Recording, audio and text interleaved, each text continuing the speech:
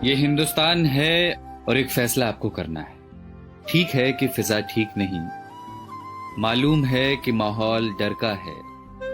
बदसूरत सन्नाटे की आहट सुनी हमने, धुकधुकी है छाती के भीतर।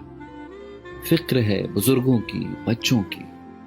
दुकानें बंद हैं, सड़कें वीरान हैं। दूसरे शहर में पड़ी माओं की रातें करती हैं साएं साएं।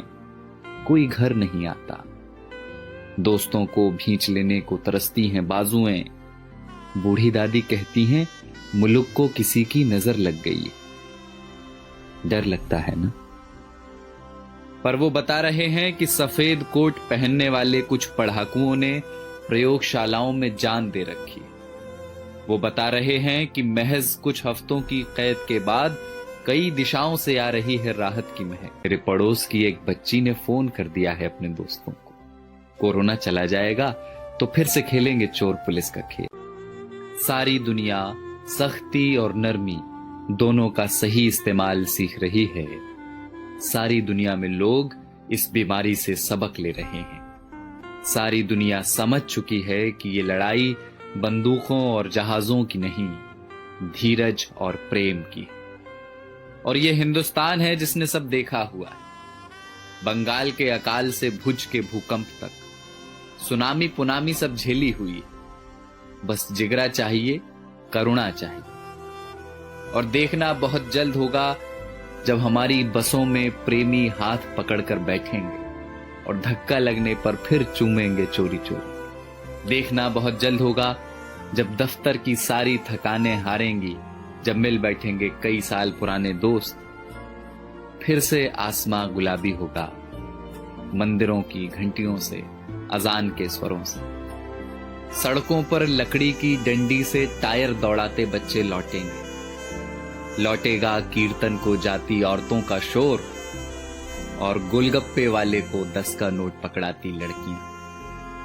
लौटेंगे प्लास्टिक की कुर्सियों से सड़कें घेरे बैठे बुजुर्गों के ठहाके। ये सब विराम चिन्ह हैं हमारे भागते हुए शहरों के। ये सब लौटेंगे।